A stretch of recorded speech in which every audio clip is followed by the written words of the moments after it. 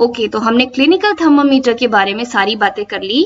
आपको ये सारे इंपॉर्टेंट पॉइंट्स याद रखने हैं। अब हम बात करते हैं लेबोरेटरी थर्मामीटर की। लेबोरेटरी थर्मामीटर वो जो हम लैब्स में यूज करते हैं कॉमन ऑब्जेक्ट्स का टेम्परेचर मेजर करने के लिए। अब अगर बात करें लेबोरेटरी थर्मामीटर की रेंज की, तो वो होता है -10 से 110। इफ यू रिमेंबर, जो हमारा क्लिनिकल थर्मामीटर था उसकी रेंज क्या थी? 35 से 42 डिग्री सेल्सियस, सिर्फ इतनी। और इसकी देखिए -10 से 110, ये -10 वैल्यू है, -10 से लेके 110 तक। ऑलराइट, ऐसा क्यों? ऐसा इसलिए क्योंकि लैब में बहुत सारे रिएक्शंस होते हैं, बहुत सारे सॉल्यूशंस होते हैं, बहुत चीजों के टेम्परेचर आपको चेक करने होते हैं, तो इसीलिए इसकी रेंज इतनी ज्यादा बड़ी रखी गई है ताकि आप हर ऑब्जेक्ट का टेम्परेचर चेक कर सके। एक और इम्पॉर्टेंट बात जो आपको हमेशा याद रखनी है लेबोरेटरी थर्मामीटर को यूज करते हुए, वो ये कि जब भी आप लेबोरेटरी टेम्परेचर के थर्मामीटर की रीडिंग लेते हैं तो वो हमेशा कांटेक्ट में होना चाहिए उस सब्सटेंस के जिसकी आप रीडिंग ले रहे हैं। इसका क्या मतलब हुआ? जैसे जब आपने क्लिनिकल थर्मामीटर यूज किया और अपनी बॉडी का टेम्परेचर चेक किया, तो आपने उसको सिर्फ टंग में रखा थोड़ी देर, उसके बाद बाहर निकाल दिया और फिर टेम्परेचर रीड किया, राइट? और टेम्परेचर इसलिए एक्यूरेट आया क्योंकि मरकरी वापस नहीं गई, उसमें किंक था, हमने पढ़ लिया। लेकिन जो लेबोरेटरी थर्मामीटर होता है उसमें किंक नहीं होता। तो अगर आपने सपोज आप एक वाटर का टेम्परेचर ले रहे थे, ठीक है, हॉट वाटर का, अब आपने क्या किया कि लेबोरेटरी थर्मामीटर को उस बीकर में डाल दिया जिसमें वो हॉट वाटर प्रेजेंट है। अब अगर आपने उसका टेम्परेचर लेने के लिए उस थर्मामीटर को बाहर निकाल दिया तो मरकरी ऑटोमेटिकली नीचे चली जाएगी क्योंकि उसमें किंक नहीं है और आपको एक्यूरेट टेम्परेचर नहीं मिलेगा। इसलिए लेबोरेटरी थर्मामीटर को जब भी यूज करें, आपको टेम्परेचर तभी लेना है जब वो थर्मामीटर उस सब्सटेंस के कांटेक्ट में है, यानी जब वो पानी के ही अंदर है तभी टेम्परेचर की रीडिंग लेनी है। ओके, चलिए आगे बढ़ते हैं। तो ये दिया है कि आपको एक लेबोरेटरी थर्मामीटर को कैसे यूज करना है, कैसे उसे रीड करना है, ठीक है। तो फॉर एग्जाम्पल लेके देख लेते हैं। ये एक बीकर था जिसमें हमने हॉट वाटर लिया है, ठीक है। उसके बाद आप इस थर्मामीटर को इसमें डिप कर दीजिए और आपको इंश्योर करना है कि इसका जो बल्ब है वो ना तो इसके बॉटम को टच करे, इस फ्लास्क के, ना इसकी साइड्स को टच करे, इस कंटेनर की। ऐसा इसलिए क्योंकि हम पानी का टेम्परेचर लेना चाहते हैं, ग्लास का नहीं। अगर आपने बल्ब को ग्लास से टच किया तो आपकी रीडिंग्स जो है वो एक्यूरेट नहीं आएंगी, इसलिए आप सिर्फ उसको थोड़ा सा बॉटम से टच मत करिए, थोड़ा सा ऊपर रखिए ताकि सिर्फ पानी की रीडिंग आए, ठीक है। उसके बाद आपको हमेशा थर्मामीटर को ऐसे वर्टिकली एकदम स्ट्रेट जो है वैसे पकड़ के रखना है। उसके बाद आप जब इसका टेम्परेचर यहाँ मरकरी राइज होने लगेगी इसके टेम्परेचर के हिसाब से, तो आपको मूवमेंट ऑफ मरकरी को पढ़ना है। और जब मरकरी एक जगह आकर स्टेडी हो जाए, यानी कि एक जगह आकर रुक जाए, उस टाइम रीडिंग ले लीजिए और देख लीजिए कि इस पानी की टेम्परेचर कितना है। ओके, तो this is how you use a laboratory thermometer, इस तरह से यूज करते हैं। अब इसमें भी कुछ प्रिकॉशंस है जो आपको फॉलो करने हैं यूज करते वक्त। वो प्रिकॉशंस क्या है? आप हमेशा इसको अपराइट रखिए, ऐसे टिल्टेड मत कीजिए अगर आपको एक्यूरेट रीडिंग लेनी है। दूसरी बात, जो आपने जो बल्ब है वो सराउंडेड होना चाहिए from all sides by the substance जिसका आप टेम्परेचर ले रहे हैं, ताकि आपको एक्यूरेट रीडिंग आए। तीसरी हमने ऑलरेडी पढ़ ली कि बल्ब जो है it should not touch the surface, नीचे बॉटम में टच नहीं होना चाहिए, इधर उधर भी टच नहीं होना चाहिए एक्यूरेट रीडिंग के लिए। और जब भी रीडिंग लेनी है तो थर्मामीटर उस टाइम उस ऑब्जेक्ट के टच में होना चाहिए जिसका आप टेम्परेचर ले रहे हैं, राइट, वरना मरकरी फॉल कर जाएगी। और आपको इसमें भी थर्मामीटर को बल्ब से टच नहीं करना है, केयरफुली हैंडल करना है। तो ये सारी आप पढ़ लीजिएगा और याद रख लीजिएगा। चलिए आगे बढ़ते हैं। नाउ एक इंपॉर्टेंट बात जो हमने की वो ये थी कि थर्मामीटर को आपको जब भी रीडिंग लेनी है लेबोरेटरी थर्मामीटर की, तो it should be in touch with the substance जिसकी आप रीडिंग ले रहे हैं, जिसकी आप टेम्परेचर मेजर कर रहे हैं। और उसका रीजन मैंने आपको बता दिया कि अगर आप उसको बाहर निकालेंगे तो level of mercury will begin to fall, क्योंकि लेबोरेटरी थर्मामीटर में किंक नहीं होता। तो आपको तभी टेम्परेचर लेना है जब वो स्टिल इन वाटर है या किसी भी और सब्सटेंस में है। और यही रीजन है कि आप लेबोरेटरी थर्मामीटर को कभी बॉडी टेम्परेचर मेजर करने के लिए यूज नहीं करते। व्हाई? क्योंकि जैसे ही आप उसको बाहर निकालेंगे अपनी टंग से, मरकरी नीचे गिर जाएगी और आप कभी भी अपना टेम्परेचर नहीं देख पाएंगे और आपको रॉन्ग रीडिंग मिलेगी। ठीक है, इसीलिए हम क्लिनिकल थर्मामीटर यूज करते हैं बॉडी टेम्परेचर देखने के लिए। चलिए आगे बढ़ते हैं। तो ब्रॉडली अगर देखा जाए तो एक क्लिनिकल और लेबोरेटरी थर्मामीटर में क्या डिफरेंस है? रेंज का डिफरेंस है। क्लिनिकल थर्मामीटर की रेंज क्या हुई? 35 से 42, और वहीं लेबोरेटरी थर्मामीटर की क्या रेंज है? -10 से 110। हमने पढ़ लिया। क्लिनिकल टेम्परेचर यूज होता है बॉडी टेम्परेचर देखने के लिए, वहीं लेबोरेटरी थर्मामीटर यूज होता है to measure the temperature of other common objects जो हम लैब में यूज करते हैं। क्लिनिकल थर्मामीटर में किंक होता है ताकि मरकरी का बैकफ्लो ना हो बल्ब की तरफ, और लेबोरेटरी थर्मामीटर में किंक नहीं होता। चलिए आगे बढ़ते हैं। ओके, तो हमने अभी तक बात की कि जो हमारा क्लिनिकल थर्मामीटर है या जो लेबोरेटरी थर्मामीटर है उसमें मरकरी होती है, दे आर मरकरी थर्मामीटर। और मरकरी जो होती है वो एक टॉक्सिक सब्सटेंस है, और अगर आपका थर्मामीटर टूट जाए तो उसका डिस्पोजल जो होता है, उसे फेंकना डिफिकल्ट है। It's very toxic, right, poisonous है। इसलिए आजकल आपको इस तरह के डिजिटल थर्मामीटर्स मार्केट में मिलेंगे आपका टेम्परेचर देखने के लिए, और इन थर्मामीटर्स में मरकरी नहीं होती, इसलिए they are safe to use और बहुत इजी भी है यूज करने के लिए। आपको सिर्फ बटन दबाना है, थर्मामीटर को टंग के नीचे रखना है, 1-2 मिनट के लिए रखिए, उसके बाद बाहर निकालिए और यहाँ आपको ऑटोमेटिकली जो आपकी बॉडी टेम्परेचर होगा वो ये डिस्प्ले में आ जाएगा। तो आपको वो हैसल्स भी नहीं है कि आप मरकरी को ढूंढते रहिए कि कहाँ तक पहुंची, मेरा एक्यूरेट टेम्परेचर क्या है। उसमें बिल्कुल एक्यूरेट टेम्परेचर आ जाता है इस वाले में, राइट। ठीक है, आगे बढ़ते हैं। एक और टाइप के थर्मामीटर होता है जिसको हम बोलते हैं मैक्सिमम मिनिमम थर्मामीटर। जब भी आप वेदर रिपोर्ट्स में देखते हैं कि आज दिल्ली में मैक्सिमम टेम्परेचर इतना था, मिनिमम टेम्परेचर इतना गया, या कोलकाता में इतना गया, तो वो जो आपका टेम्परेचर मेजर करते हैं जो थर्मामीटर दिल्ली का, हर सिटी का, कि हर सिटी में मैक्सिमम टेम्परेचर कितना गया, मिनिमम टेम्परेचर कितना गया, उन्हें हम कहते हैं maximum minimum thermometer. Okay, alright, चलिए आगे बढ़ते हैं। ओके, तो अब तक हमने बात कर ली हॉटर ऑब्जेक्ट्स की, कोल्डर ऑब्जेक्ट्स की, डिग्री ऑफ हॉटनेस और कोल्डनेस मेजर करने के लिए टेम्परेचर मेजर किया जाता है। टेम्परेचर को मेजर करते हैं थर्मामीटर से। थर्मामीटर कॉमनली यूज 2 हैं, एक है क्लिनिकल, एक है लेबोरेटरी। उन सबको कैसे यूज करते हैं, क्या क्या प्रिकॉशंस लेना है, ये सब हमने पढ़ लिया, राइट। अब हम बात करेंगे ट्रांसफर ऑफ हीट की। हीट कैसे ट्रांसफर होती है एक ऑब्जेक्ट से दूसरे ऑब्जेक्ट में। ओके, चलिए देखते हैं। तो हीट हमेशा फ्लो करती है एक हॉटर ऑब्जेक्ट से कोल्डर ऑब्जेक्ट में। जिस ऑब्जेक्ट के पास ज्यादा हीट है उससे ट्रांसफर होगी कोल्डर ऑब्जेक्ट में जिसके पास कम हीट है।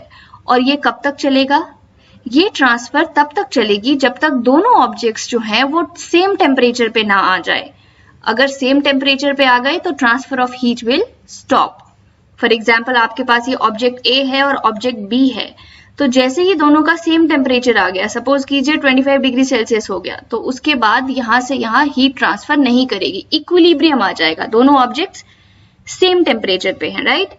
तो हमें क्या पता लग गया कि हीट हमेशा ट्रांसफर करती है एक हॉटर ऑब्जेक्ट से कोल्डर ऑब्जेक्ट में। चलिए अब हम बात करेंगे methods of transfer of heat की। तो जो हीट है वो 3 मेथड से ट्रांसफर होती है, conduction, convection and radiation. Solids में जनरली हीट ट्रांसफर होती है कंडक्शन मेथड से, लिक्विड्स एंड गैसेस में कन्वेक्शन मेथड से, और radiation method of heat transfer को किसी मीडियम की जरूरत नहीं होती। मीडियम प्रेजेंट हो या ना हो, रेडिएशन से हीट ट्रांसफर हो सकती है। चलिए अब हम तीनों मेथड्स के बारे में एक एक करके डिटेल में पढ़ेंगे। सबसे पहले बात करते हैं conduction method of heat transfer की। हमने बात कर ली कि सॉलिड्स में जनरली कंडक्शन मेथड से हीट ट्रांसफर होती है। अब देखते हैं कंडक्शन मेथड है क्या। Transfer of heat from one object to another when 2 objects are in direct contact and also from hotter part of an object to its colder part, इसे कहते हैं कंडक्शन। यानी कि जब एक ऑब्जेक्ट से दूसरे ऑब्जेक्ट में हीट ट्रांसफर होती है, जब वो दोनों ऑब्जेक्ट डायरेक्ट कांटेक्ट में हो तो उसे कंडक्शन कहते हैं। ऑल्सो जब एक ही ऑब्जेक्ट के हॉटर पार्ट से उसी के कोल्डर पार्ट में हीट ट्रांसफर हो तो उसे भी कंडक्शन कहते हैं। एग्जाम्पल से समझते हैं। जब आपने इस कढ़ाई को गैस पे रखा खाना बनाने के लिए और गैस को ऑन किया तो आपकी गैस और आपकी कढ़ाई डायरेक्ट कांटेक्ट में है, तो गैस से हीट ट्रांसफर होगी कढ़ाई में, कढ़ाई गर्म होगी और आपका खाना पकेगा, राइट। तो क्योंकि ये दोनों ऑब्जेक्ट्स डायरेक्ट कांटेक्ट में है, एक ऑब्जेक्ट से दूसरे ऑब्जेक्ट में हीट ट्रांसफर हो रही है, तो ये हुआ conduction method of heat transfer. Similarly अगर आपने एक मेटल रॉड ऐसे रखी और उसके एक एंड पर एक कैंडल को जला दिया और यहाँ थोड़ी थोड़ी दूर पे वैक्स लगा दी, यानी मोम लगा दी, तो आप नोटिस करेंगे कि सबसे पहले थोड़ी देर बाद ये मोम गिर जाएगी, उसके बाद ये गिरेगी, फिर ये गिरेगी, फिर ये और फिर ये, यानी हीट जो है वो यहां से लेके पूरी रॉड में ट्रांसफर हो जाएगी और जैसे जैसे हीट ट्रांसफर होगी हीट की वजह से मोम पिघलकर गिर जाएगी। तो ये क्या हुआ, एक हॉटर पार्ट से उसी के कोल्डर पार्ट में हीट ट्रांसफर, तो इसे भी हम कहते हैं conduction method of heat transfer. आप समझ गए, जब दो ऑब्जेक्ट्स डायरेक्ट कांटेक्ट में है तब भी, और एक ही ऑब्जेक्ट के हॉटर पार्ट से उसके कोल्डर पार्ट में जब हीट ट्रांसफर होती है उसे हम कंडक्शन कहते हैं। चलिए कुछ एवरीडे लाइफ के एग्जांपल्स देखते हैं। जैसे कि जब आपने इस स्पून को इस हॉट कप ऑफ टी में डाला तो ये स्पून भी गर्म हो जाएगा। क्यों? क्योंकि ये दोनों ऑब्जेक्ट्स डायरेक्ट कांटेक्ट में है और इधर से हीट ट्रांसफर होगी इस स्पून में। सिमिलरली जब आप ऐसे एक कड़छी रखते हैं और आप खाना पका रहे हैं तो आप नोटिस करेंगे थोड़ी देर बाद ये कड़छी भी गर्म हो जाएगी, जबकि कड़छी का सिर्फ ये वाला पार्ट जो है वो हीट के डायरेक्ट कांटेक्ट में है, राइट। लेकिन पूरी की पूरी कड़छी गर्म हो जाएगी। क्यों? क्योंकि इसके हॉटर पार्ट से इसके कोल्डर पार्ट में हीट ट्रांसफर होगी। तो आप conduction method of heat transfer समझ गए होंगे। चलिए आगे देखते हैं। अब हम बात करेंगे कंडक्टर्स और इंसुलेटर्स की। तो कंडक्टर्स वो मटेरियल है जो अलाउ करते हैं हीट को पास करने की, जैसे कि aluminium, iron and copper. The materials which allow heat to pass through them easily are called conductors of heat. और इंसुलेटर्स वो मटेरियल हैं जो अपने थ्रू हीट को पास नहीं होने देते, इन्हें हम कहते हैं पुअर कंडक्टर्स और इंसुलेटर्स। एग्जाम्पल है would, plastic, air, water, rubber etcetera. ठीक है, तो ये हैं कंडक्टर्स और इंसुलेटर्स। चलिए कुछ एग्जाम्पल देखते हैं। फॉर एग्जाम्पल इस प्रेस को लीजिए। आपने नोटिस किया होगा कि इसकी जो ये बॉडी होती है और हैंडल होता है ये प्लास्टिक का होता है। क्यों? क्योंकि प्लास्टिक एक इंसुलेटर है जो अपने थ्रू हीट को पास नहीं करने देता। अगर ये प्लास्टिक का नहीं होता, किसी मेटल का होता, तो जब आप प्रेस ऑन करते और प्रेस का ये वाला पार्ट जिससे आप प्रेस करते हैं ये हीट होता, तो इधर से इधर हीट ट्रांसफर हो जाती, पूरी की पूरी प्रेस गर्म हो जाती और आप जब इसे छूते तो आपका हाथ जल जाता। इसलिए इसे इंसुलेटर मटेरियल का बनाया जाता है ताकि इसके थ्रू हीट पास ना हो और आपका हाथ ना जले। सिमिलरली आपने देखा होगा कि जो आपके पैन्स होते हैं, कुकिंग यूटेंसिल्स होते हैं, उनके हैंडल भी प्लास्टिक के होते हैं या वुड के होते हैं। क्यों? ताकि जब आप उसको छुएं तो वो गर्म ना हो। अगर कंडक्टर होते तो अपने थ्रू हीट को पास होने देते, तो जो पैन गर्म होता तो हीट यहां तक पास हो जाती और जब आप इसको टच करते तो आपका हाथ जल जाता। उसी तरह से जो पैन है वो कंडक्टर मटेरियल का बनाया जाएगा, एल्यूमिनियम, स्टील एटसेट्रा। क्यों?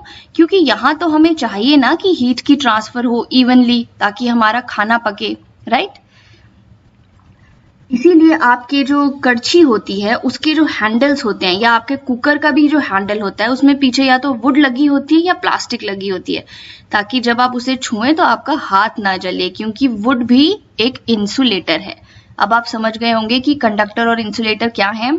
इंसुलेटर अपने थ्रू हीट पास नहीं होने देते और कंडक्टर्स अपने थ्रू हीट पास होने देते हैं। ओके, चलिए आगे बढ़ते हैं। ओके, कंडक्शन खत्म हो गया। अब हम बात करेंगे दूसरा मेथड ऑफ हीट ट्रांसफर जो है कन्वेक्शन। हमने बात की थी कि लिक्विड्स और गैसेस में जो हीट ट्रांसफर होती है वो कन्वेक्शन की वजह से होती है। ठीक है, इसे समझने से पहले एक चीज समझिए। जब भी लिक्विड्स और गैसेस को हीट किया जाता है, आप उन्हें हीट देते हैं, तो उनके मॉलिक्यूल्स जो हैं वो एक्सपैंड कर जाते हैं, उनकी वॉल्यूम इंक्रीज हो जाती है। वो एक्सपैंड करते हैं तो लाइटर हो जाते हैं, और लाइटर हो जाते हैं तो ऊपर की तरफ को उठते हैं। ओके, यानी कि जब भी आप किसी लिक्विड और गैस को हीट करेंगे तो वो एक्सपैंड होगी, एक्सपैंड होगी तो लाइट हो जाएगी, लाइट इन वेट हो जाएगी, हल्की हो जाएगी और ऊपर की तरफ उठेगी यूं। ठीक है, अब इससे हम कन्वेक्शन समझेंगे। तो आपने ये बर्नर ऑन किया और इस जो फ्लास्क में है, इस फ्लास्क में आपने थोड़ा लिक्विड ले लिया, यानी वाटर ले लिया सपोज करिए। अब क्या होगा कि जब आपने बर्नर को ऑन किया तो यहां जो लिक्विड है जो बिल्कुल इसके सरफेस पे है वो हीट होगा। सबसे पहले वो हीट होगा तो क्या होगा, एक्सपैंड करेगा, एक्सपैंड करेगा, लाइट होगा और वो ऊपर की तरफ उठेगा। ऑलराइट, क्योंकि ये लिक्विड की प्रॉपर्टी है, हमने बात की लिक्विड्स और गैसेस की। अब ये ऊपर की तरफ उठेगा और जो साइड में जो बाकी कोल्ड वाटर है दोनों तरफ से, क्योंकि कोल्ड वाटर जो है वो हैवी है, ठीक है, वो लाइट नहीं है, तो वो नीचे की तरफ को मूव करेगा, उसकी डेंसिटी ज्यादा है, वो नीचे की तरफ मूव करेगा और यहां आएगा, फिर वो हीट होगा और फिर वो राइज कर जाएगा, और इसी तरह से देखते ही देखते पूरा पानी गर्म हो जाएगा।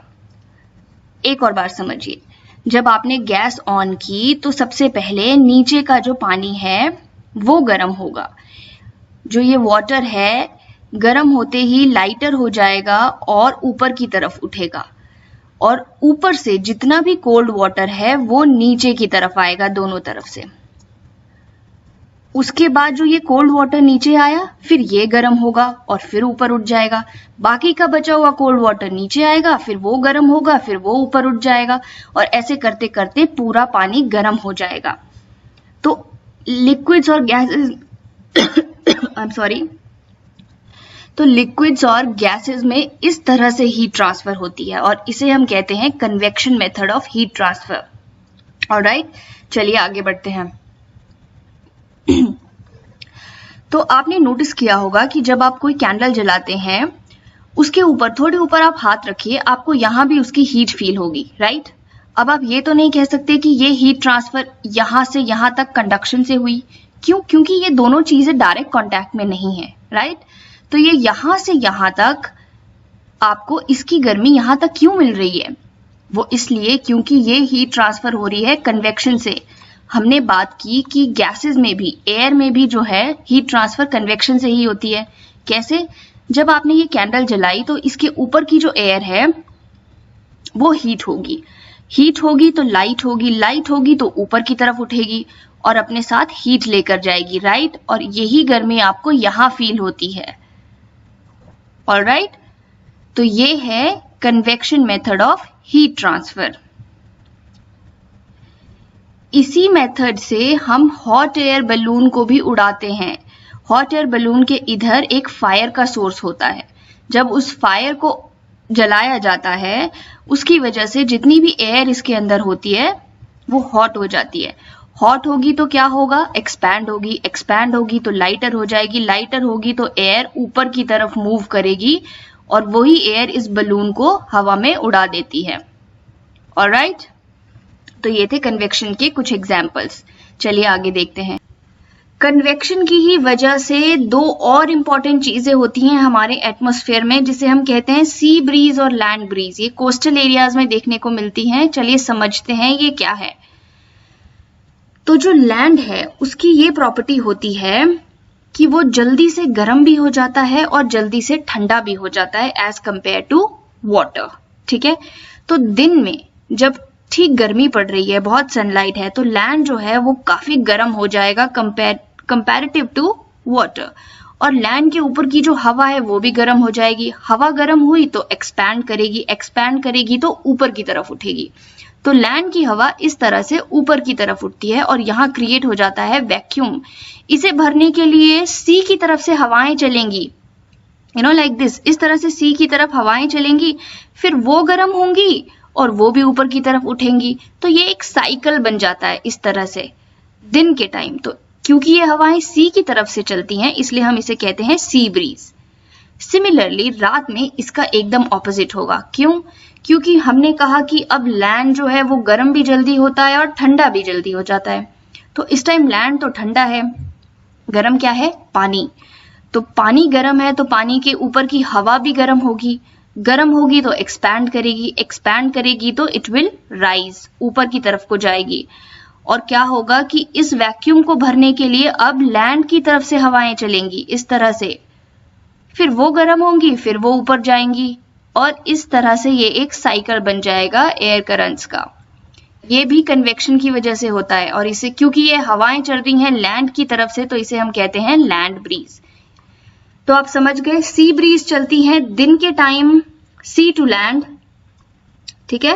लैंड ब्रीज चलती है रात के टाइम लैंड से सी की तरफ।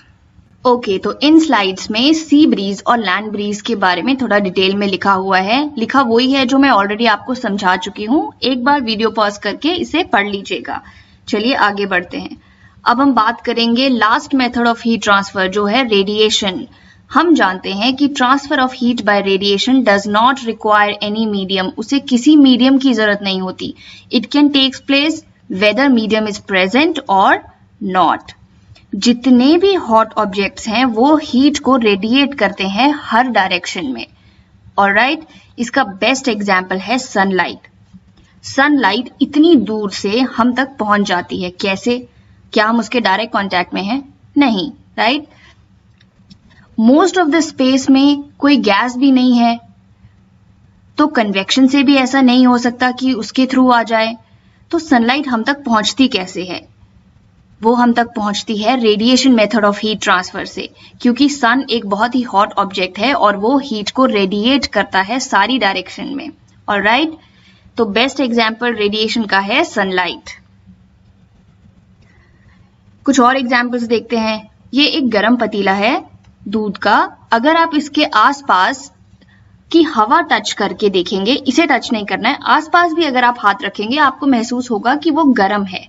ऐसा क्यों? क्योंकि ये एक हॉट ऑब्जेक्ट है और ये हीट को रेडिएट कर रहा है हर डायरेक्शन में, ऑलराइट। ऐसे ही जब आप हीटर के सामने बैठते हैं तो भी आपको गर्मी लगती है। व्हाई? क्योंकि ये भी एक हॉट ऑब्जेक्ट है जो हीट को रेडिएट कर रहा है, ऑलराइट। चलिए आगे बढ़ते हैं। तो इस एग्जाम्पल में हम तीनों मेथड्स ऑफ हीट ट्रांसफर समझ लेंगे।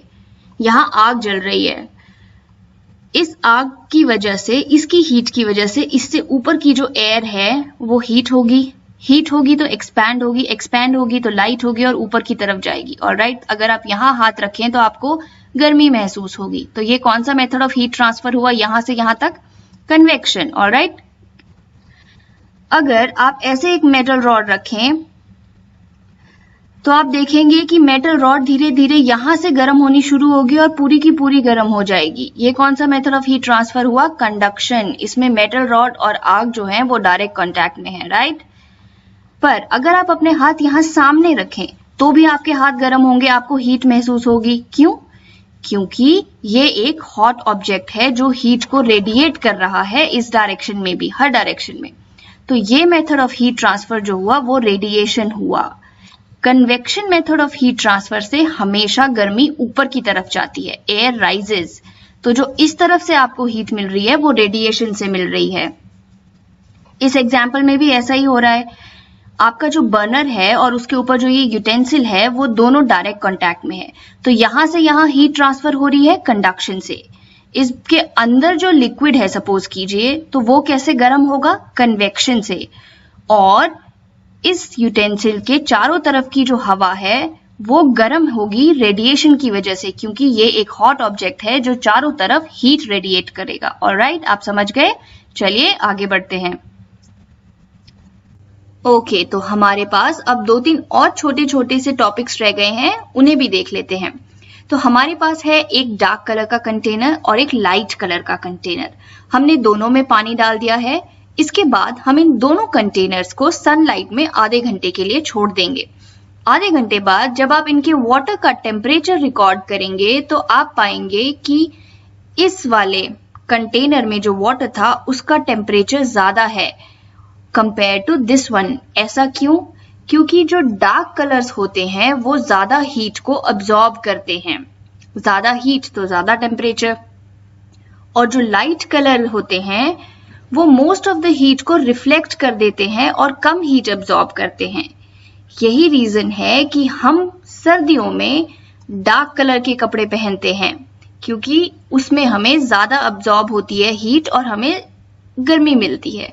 वहीं गर्मियों में हम लाइट कलर के क्लोथ्स पहनना प्रेफर करते हैं, क्योंकि उन पर पड़ने वाली हीट को वो रिफ्लेक्ट कर देंगे और हमें कंफर्टेबल फील होगा, कूल फील होगा। ओके, चलिए आगे बढ़ते हैं। जब हम अपने क्लोथ्स को सीजन के हिसाब से, जब हम अपने क्लोथ्स के फैब्रिक चूज करते हैं तब भी ऐसा ही होता है। जैसे सर्दियों में हम वूल चूज करते हैं। वाई? क्योंकि वूल एक पुअर कंडक्टर ऑफ हीट है।